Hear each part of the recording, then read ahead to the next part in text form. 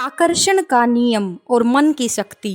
आकर्षण के नियम के अनुसार आप अपने जीवन में पॉजिटिव और नेगेटिव चीज़ों को अपने विचारों और कर्मों से अपनी ओर आकर्षित कर सकते हैं।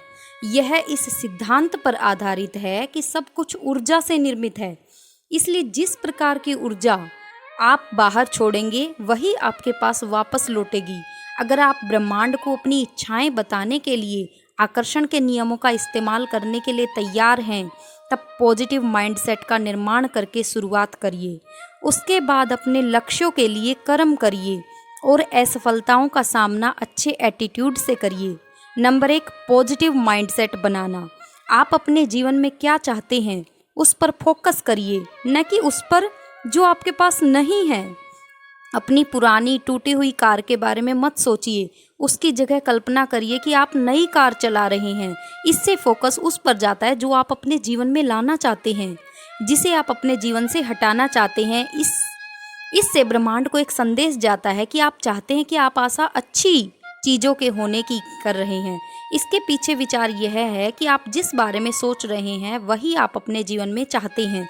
इसलिए अगर आप सोचते हैं कि काश मेरे पास एक ऐसी कार होती जो बार बार न बिगड़ती, तब भी आप अपनी पुरानी कार पर ही फोकस कर रहे हैं, नई पर नहीं। दूसरे उदाहरण के रूप में अपने मन में बजाय यह सोचने के मुझे आशा है कि मैं इस सेमेस्टर में फेल नहीं होऊंगा, सोचिए मैं अच्छे ग्रेड पाने के लिए पढ़ाई कर रहा हूँ। नंबर 2, पॉजिटिव टर्म्स में अपनी इच्छाओं को कहिए। अपनी इच्छाओं को कहने के लिए नहीं या मत जैसे नेगेटिव शब्दों का इस्तेमाल करने से बचना महत्वपूर्ण है, जैसे कि मैं नहीं चाहता कि मेरी नौकरी चली जाए। इसी प्रकार से गलत चीज़ों को आकर्षित करने से बचने के लिए ऐसे शब्दों का इस्तेमाल करिए जो आप चाहते हो, जैसे कि मैं हारना नहीं चाहता से हारना शब्द बाहर जाता है, जबकि मैं जीतना चाहता हूँ बाहर भेजता है शब्द जीतना। सलाह देती हूँ, आकर्षण का नियम कहता है कि यूनिवर्स या ब्रह्मांड आपके द्वारा इस्तेमाल किए जाने वाले शब्दों को पकड़ता है, न कि उनके पीछे के इरादों को। इसका मतलब है उधार नहीं कोई यूनिवर्स उधार पकड़ेगा। अपने सपनों को पूरा होते हुए देखिए। अपनी आंखें बंद करिए और कल्पना करिए कि आप वही जीवन जी रहे हैं जो आप चाहते हैं। कल्पना करिए कि आप अपना मनपसंद काम कर रहे हैं, अपने कौशल का प्रदर्शन कर रहे हैं या अपनी नई कार में बैठ रहे हैं। अपने इरादों को सुदृढ़ करने और उनको वास्तविकता के एक कदम और निकट लाने के लिए प्रतिदिन ऐसा करिए। सदैव अपने को सफल होते हुए देखने की कल्पना करिए। उदाहरण के लिए कल्पना करिए कि आपको काम में तरक्की मिली है, न कि आप केवल अपना रोजमर्रा का काम कर रहे हैं। आप केवल काम पाना नहीं चाहते हैं, आप उसमें एक्सीलेंट करना चाहते हैं। नंबर 4, जो भी आपके पास है उसके लिए आभारी होइए, धन्यवाद करिए। अपने जीवन की अच्छी चीज़ों के लिए आभारी होने से आपको अपना जीवन अच्छा लगता है, जिससे आपके पॉजिटिव माइंडसेट को समर्थन मिलता है। जीवन की अच्छी चीज़ों के बारे में आभारी होने से आपको अपना जीवन बेहतर लगता है, जिससे आपके पॉजिटिव माइंडसेट को भी समर्थन मिलता है। जिन चीज़ों के लिए आप आभारी हैं उन्हें जोर से कहिए या एक आभार जर्नल बनाकर उसमें उनको लिख डालिए। इसके अलावा लोगों से उन अच्छी चीज़ों के लिए धन्यवाद कहिए जो उन्होंने आपके जीवन में शामिल की है।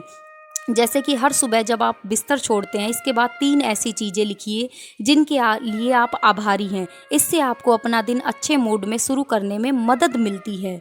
नंबर 5, अपने तनाव के स्तर को कम करने के लिए प्रतिदिन कम से कम 5 मिनट मेडिटेशन करिए। तनाव जीवन का सामान्य हिस्सा है, मगर इसकी अति आपको कुचल देगी। दिन प्रतिदिन के तनाव को छोटे से मेडिटेशन से राहत दीजिए, जिससे आपके मन और शरीर दोनों को आराम मिलेगा। साधारण मेडिटेशन के लिए आरामदेह पोजीशन में बैठिए, फिर अपनी आंखें बंद कर लीजिए।